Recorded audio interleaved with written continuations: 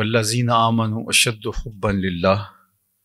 جو اہل ایمان ہیں وہ اللہ سے ٹوٹ کے پیار کرتے ہیں، ان کی محبت بہت زیادہ شدید ہے اپنے رب کے ساتھ، اور حقیقت میں یہ ہونی بھی چاہیے، اس لیے کہ وہ ہمارا خالق ہے۔ اس نے دست قدرت سے حضرت انسان کو تخلیق کیا اور اس میں روح پھونکی، ہماری ساری ضروریات کا وہ کفیل ہے، ہم لمحہ لمحہ اسی کے محتاج ہیں، اور اس کے حکم کے مطابق ہی نظام ہستی چل رہا ہے۔ وہ اگر نہ چاہے تو ہم ایک سانس کے لیے بھی زندگی نہیں پا سکتے۔ حضرت شیخ سعدی شیرازی علیہ رحمہ نے کہا کہ انسان جب سانس لیتا ہے اور اس کی سانس اندر اتر جاتی ہے تو یہ اللہ کی مرضی کے بغیر نہیں ہوتا، اور پھر اس سانس کا باہر آنا تو یہ بھی اس کی مرضی کے بغیر نہیں ہوتا۔ اگر اندر اتری ہوئی سانس کو وہ روک لے اور وہ واپس نہ آ پائے تو دنیا بھر کے ماہرین اور اطباء اس کا مداوع نہیں کر سکتے، اور اگر سانس اندر نہ جانے پائے تو کوئی بھی اس کا مداوع، اس کا علاج نہیں کر پاتا۔ تو فرمایا کہ ایک سانس میں جو اس کی آمد و رفت ہوتی ہے، 2 مرتبہ شکر بندے کے اوپر ضروری ہے کہ وہ اپنے اللہ کا شکر ادا کرے، تو گویا وہ لمحہ لمحہ ہر ساعت اللہ کے شکر کے دائرے میں رہے۔ اور محبت ویسے بھی تشکر کے دائرے میں ہمیں لے کے آتی ہے، چونکہ اللہ جل شانہ کی محبت خالق اور مخلوق کے ناطے والی محبت ہے، یہ وہ برابری والی محبت نہیں ہے۔ جس طرح دنیا میں کوئی کسی سے محبت کرتا ہے تو اس کے جواب کے اندر وہ بھی آگے سے محبت دیتا ہے، اور اگر کوئی عدم التفات کرتا ہے تو لوگ 1 قدم پیچھے ہٹنے سے 10 قدم پیچھے ہٹ جاتے ہیں۔ تو لوگوں کا کہنا یہ ہوتا ہے کہ اگر مجھے اس کی ضرورت ہے تو مجھے بھی اس کی ضرورت ہے، تو اس کو بھی تو مجھ کی ضرورت ہے، اگر میں اس سے کوئی کام لیتا ہوں تو میرے سے بھی بہت سارے کام یہ لیتا ہے، تو یہ جو برابری کی بنیاد کے اوپر محبت ہے، تو اس میں جانبین دونوں کی طرف سے ایک ضرورت جڑی ہوئی ہوتی ہے، تسکین جڑی ہوتی ہے، قرار باطن جڑا ہوتا ہے، یا جو کچھ بھی آپ کہہ لیجیے گا۔ لیکن اللہ اور بندے کی جو محبت ہے اس میں سراسر بندے کی ضرورتیں اپنے رب کے ساتھ جڑی ہے۔ اللہ جل شانہ کی ایک صفت غنی ہونا ہے، تمام مخلوق ایک قلب واحد کی طرح ہو جائے، حدیث پاک میں آتا ہے، اور اللہ کا انکار کرے تو اللہ کی سلطنت میں ایک ذرے کے برابر بھی فرق نہیں پڑتا، اور سب لوگ ایک قلب واحد کی طرح، جو نیک آدمی کا دل ہے اس دل کی طرح ہو جائیں، مطیع اور فرما بردار ہو کے اللہ کے احکام کو بجا لائیں، تو اللہ کی سلطنت اور بادشاہی کے اندر ایک ذرے کے برابر بھی اضافہ نہیں ہوتا۔ تو لوگوں کا اللہ کے لیے جھک جانا، طاعت و انقیاد کا جذبہ، محبت اور فرما برداری کا جذبہ، یہ بندوں کے لیے عزت افزائی کا سبب اور ان کے لیے بہتری کا ضامن تو ہو سکتا ہے، لیکن اللہ کو اس کی بالکل ضرورت نہیں ہے۔ اور اسی طرح نافرمانی، تمرد، انکار، عناد، کفر، عصیان، شرک، یہ ساری بیماریاں اگر کسی بندے کو لاحق ہو جاتی ہیں تو اس کا نقصان اور اس کا عذاب دنیا میں اور آخرت میں اسی شخص کو بھگتنا پڑے گا، اللہ کو ایک ذرے کے برابر بھی نقصان نہیں ہوتا ہے۔ تو اس لیے پھر اللہ اور بندے کی جو محبت ہے وہ ہماری آپس کی محبت کی طرح نہیں ہے، بلکہ ہم اس کے محتاج ہیں، اس کے مملوک ہیں، اس کے خادم ہیں، اس کے عبد ہیں، اور اس کے بے دام غلام ہیں۔ تو ہماری محبت اللہ جل شانہ سے اس طرح کی ہے۔ تو یہ محبت لازمی طور پہ اپنے تمام تر تقاضوں کے ساتھ آگے بڑھتی ہے۔ اچھا، ویسے جو ہم اپنی برابری کی محبت کرتے ہیں،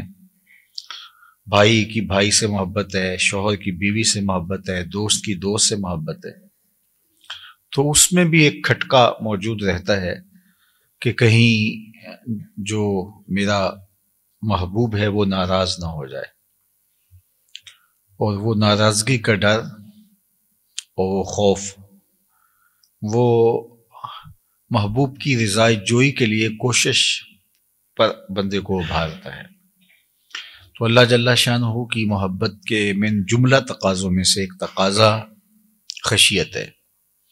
کوئی جتنا اللہ سے زیادہ محبت کرنے والا ہوگا اس قدر ہی وہ اللہ سے زیادہ ڈرنے والا ہوگا،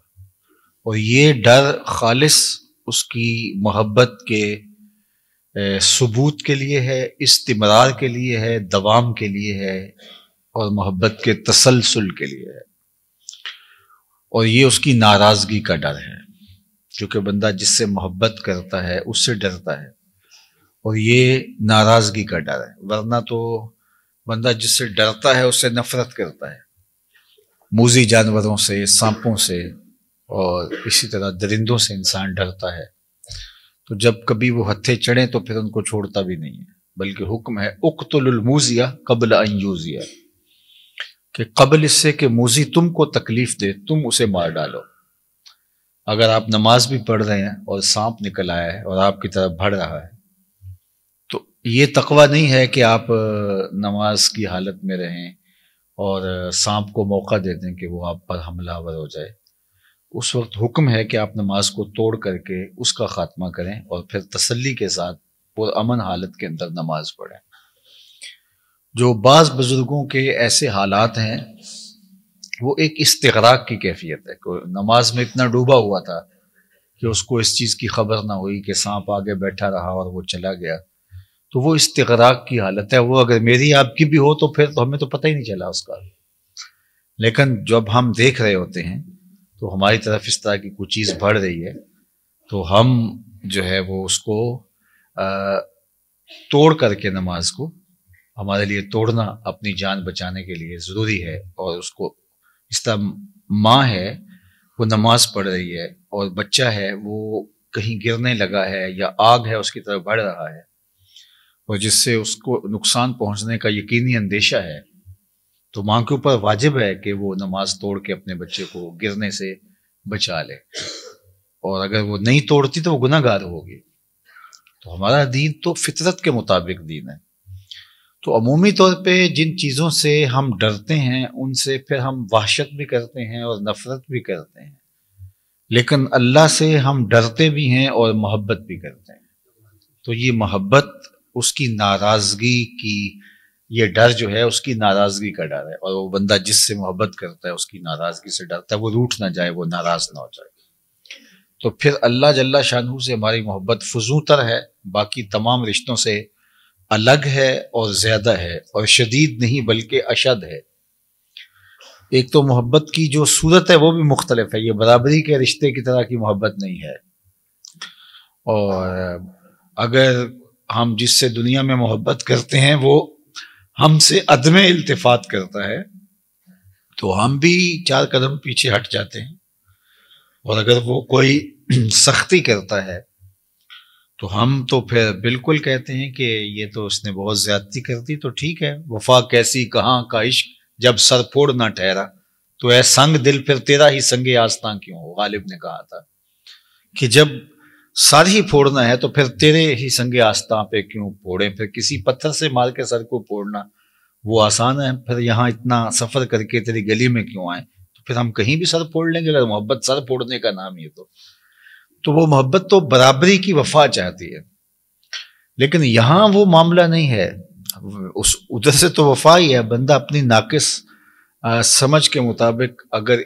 ابتلا میں بھی مبتلا ہو جاتا ہے، جس طرح کہ ہم دیکھتے ہیں اللہ کے بندوں نے کتنی کتنی ابتلائیں کاٹی ہیں، لیکن اللہ کی محبت کا رشتہ انہوں نے نہیں چھوڑا، شکوہ بھی زبان پر نہیں آیا۔ حضرت ایوب علیہ السلام کی کہانی آپ دیکھ سکتے ہیں کہ بیماری کی جس حالت میں تھے، اللہ اکبر، تو ایک عضو بدن متاثر ہوا، لیکن کہا کہ بس مالک یہ جو زبان تیرا شکر ادا کر رہی ہے اس کو کوئی آزار نہ پہنچے، تاکہ جو شکر کی شیرینی ہے میں اس سے محروم نہ ہوں۔ اللہ اکبر۔ وہ بابا فرید نے کہا تھا نا کہ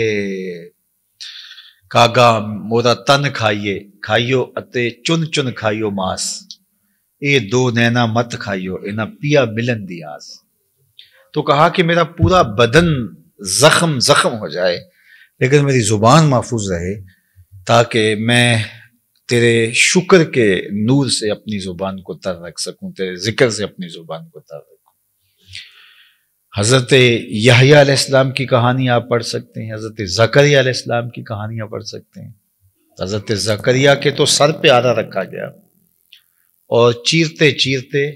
جو ہے وہ پاؤں تک آ پہنچے۔ جب تک زندگی اور روح کا رشتہ برقرار رہا تو زبان سے ہائے تک بھی نہیں نکلنے پایا کہ میں اس کی رضا پہ راضی ہوں۔ آپ کربلا والوں کی کہانی دیکھ لیجیے، کتنی اذیتیں سہی، لیکن آپ کو پوری تاریخ کربلا میں کوئی شکوے کا ایک حرف، لفظ تو دور کی بات ہے، حرف بھی نہیں ملے گا۔ تو یہاں یہ محبت جو رب سے ہے، ہماری محبت، اس میں شکوے کی، شکایت کی گنجائش ہی نہیں ہے۔ یہ محبت رضا سے پروان چڑھتی ہے اور بندہ تسلیم اور رضا کے دائرے میں آگے بڑھتا ہے اور اللہ کی محبت کا نور پاتا ہے۔ اور خشیت جو اس کے اوپر طاری ہوتی ہے وہ بھی بوجہ محبت ہوتی ہے کہ میں اللہ جل شانہ سے پیار کرتا ہوں تو وہ مجھ سے روٹ نہ جائے، تو پھر اس کے احکام کی بجا آوری، اس کے احکام کی تعمیل اور اس کے بتائے ہوئے طریقے حیات کے مطابق زندگی کا بسر کرنا، یہ لازم حیات بن جاتا ہے۔ تو یہ محبت اپنے تمام تقاضوں کے ساتھ پھر پروان چڑھتی ہے۔ تو اللہ سے محبت یہ ہے کہ اس کے احکامات کو تسلیم کیا جائے اور ان پر عمل پیرا ہوا جائے، اور اس محبت کو اتنا خالص رہنا چاہیے کہ اس کے اندر کوئی ذاتی غرض کسی بھی صورت کے اندر جو ہے وہ شامل نہ ہونے پائے۔ یعنی وہ اپنی محبت کو بندے سے، جس محبت کا وہ مطالبہ کرتا ہے اور جس چیز کا وہ متقاضی ہے بندے سے، وہ ایسی محبت ہے جس کے اندر ایک ذرے کے برابر بھی ملاوٹ جو ہے وہ اللہ برداشت نہیں کرتا۔ اور یہ بات میں آپ کو بتاؤں کہ سب اس دنیا کے اوپر جتنے بھی ہم گناہ کرتے ہیں، صرف ایک گناہ کو ہی شرک کہا گیا ہے، شرک اصغر۔ شرک کے علاوہ، حقیقی شرک کے علاوہ اگر کسی گناہ کو شرک کہا گیا ہے تو وہ ریا کو کہا گیا ہے۔ ریا میں انسان اس عمل میں کسی بندے کو شریک کرتا ہے، یعنی کسی بندے کی رضا جوئی کے لیے، کسی بندے سے کچھ غرضیں سمیٹنے کے لیے، اور کسی بندے کی خوشنودی کے لیے، یا اپنے نفس کو اس میں شامل کر کے وہ ریا کے ذریعے سے اپنے عمل کو ملوث کرتا ہے، تو وہ عمل پھر خالص نہیں رہتا۔ تو صرف جو شرک اصغر کہا گیا اعمال میں سے، وہ ریا کو کہا گیا، اور یہ ایک رائی کے دانے کے برابر بھی قابل قبول نہیں۔ اللہ اکبر۔ اللہ کے محبوب کی خدمت میں ایک صحابی حاضر ہوئے تو انہوں نے عرض کی، یا رسول اللہ صلی اللہ علیہ وسلم، ایک شخص جہاد کرتا ہے اعلاء کلمۃ الحق کے لیے، لیکن اس کے دل میں یہ بات بھی ہے کہ میری شہرت اور ناموری بھی ہو جائے گی، تو کیا اس کا یہ عمل قابل قبول ہے؟ تو اللہ کے اس کو کوئی اجر ملے گا؟ تو حضور نے ارشاد فرمایا، فلا شیء لہ، اسے کوئی اجر نہیں ملے گا۔ تو یہ سمجھے کہ میں اپنی جو گفتگو ہے اس کو صحیح طرح سے حضور کے سامنے عرض نہیں کر پایا، تو انہوں نے دوبارہ دوہرا کے کہا، حضور اس کا مقصد اللہ کے جھنڈے کو بلند کرنا، اعلاء کلمۃ الحق اور دین کے پرچم کو اونچا کرنا ہے، اور اس کے لیے اس نے اپنی متاع جاں وار دی، قربان کر دی اپنی زندگی۔ لیکن اس کے دل کے ایک گوشے میں یہ بات بھی تھی کہ چلو میری شہرت اور ناموری بھی ہوگی، تو کیا اس کو اس عمل کا جو اس نے اپنی جان واری ہے صلہ ملے گا؟ تو اللہ کے محبوب نے ارشاد فرمایا، فلا شیء لہ، اسے کوئی اجر نہیں ملے گا۔ تو یہ پھر پریشان ہوئے، تو تیسری مرتبہ انہوں نے پھر کہا، حضور اس کا مقصد اللہ کے دین کے پرچم کو بلند کرنا، اللہ کے دین کے جھنڈے کو اونچا کرنا، اور سربلندی اسلام ہے، لیکن یہ بات ضمن میں ہے کہ چل جب یہ ہوگا تو ساتھ یہ بھی تو ہوگا ہی ہوگا. تو حضور نے پھر فرمایا فلا شیء لہ، اسے کوئی اجر نہیں ملے گا.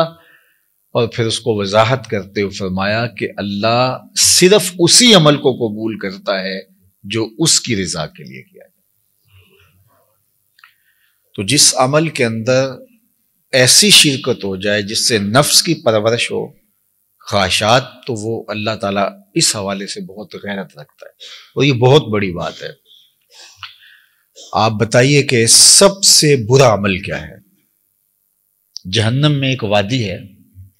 حدیث پاک میں آتا ہے کہ وہ اتنا عذاب ہے اس وادی کے اندر کہ ایک دن میں 600 مرتبہ جہنم بھی اس وادی سے پناہ طلب کرتی، پناہ مانگتی، اللہ مجھے اس وادی سے بچانا. 600 مرتبہ ایک دن میں جہنم اللہ سے عرض کرتی ہے مالک مجھے اس حصے سے بچا کے رکھنا. 600 مرتبہ ایک دن میں. تو صحابہ نے عرض کی یا رسول اللہ صلی اللہ علیہ وآلہ وسلم اس وادی میں کون لوگ ڈالے جائیں گے؟ تو اللہ کے محبوب علیہ السلام نے فرمایا القراء المراؤون، وہ قراء جو ریاکاری کرتے ہیں وہ اس وادی کے اندر ڈالے جائیں گے. تو اب اللہ کیا چاہتا ہے ہم سے؟ اللہ چاہتا ہے میرا بندہ میرا ہی ہو اور اس کے اندر غیر کی شرکت نہ ہو. یار ایک عورت نہیں چاہتی کہ میرے سے محبت کرنے والا وہ شوہر ہے یا اس کی ناجائز محبت بھی ہو، وہ یہ گوارا نہیں کرتی کہ اس کے اندر کسی کی معمولی سی شائبہ بھی جو ہے وہ غیر کی شرکت کا ہو. ایک مرد نہیں چاہتا، وہ جس سے محبت کرتا ہے تو وہ نہیں چاہتا کہ اس میں شائبہ غیر کا ہو. تو جو سب سے زیادہ غیرت والا نہیں، اغیر، سب سے زیادہ غیرت کرنے والا ہے، تو وہ کس طرح گوارا کرے گا کہ نفس شامل ہو، خواہشات شامل ہوں اور کوئی اور شامل ہو. قیامت کے دن جو لوگ ریاکاری کرتے رہے تو اللہ تعالیٰ ان کو بلائے گا اور وہ کہیں گے کہ مالک ہمارے عمل کی جزا، تو اللہ فرمائے گا ان سے لو جن کے لیے کرتے رہے. اور یہ وہ انتہائی ذلت ہوگی اس دن جو اٹھانی پڑے گی. تو محبت کا تقاضا پھر محبت کا خالص ہونا ہے، اور خالص للہ محبت ہی مقبول ہے، اور جو خالص للہ نہیں ہے وہ مردود ہے. تو اس لیے تھوڑی محبت ہو، وہ آہستہ آہستہ پروان چڑھ جائے، لیکن ہو خالص. تو یہ ہمارے دین کا، ہمارے رب کا، ہماری شریعت کا ہم سے تقاضا ہے. فرمایا والذین آمنوا اشد حبا للہ، جو ایمان والے ہیں وہ اللہ سے ٹوٹ کے پیار کرتے ہیں، اور محبت ان کی اس مقام پہ، اس درجے پہ ہے کہ وہ اس محبت میں کسی اور کو خاطر میں نہیں لاتے. باقی جو محبتیں ہیں وہ اللہ کی محبت کی ہی صورتیں ہیں، اللہ کی محبت کی ہی شکلیں ہیں. چونکہ کل منصوب الی محبوب محبوب،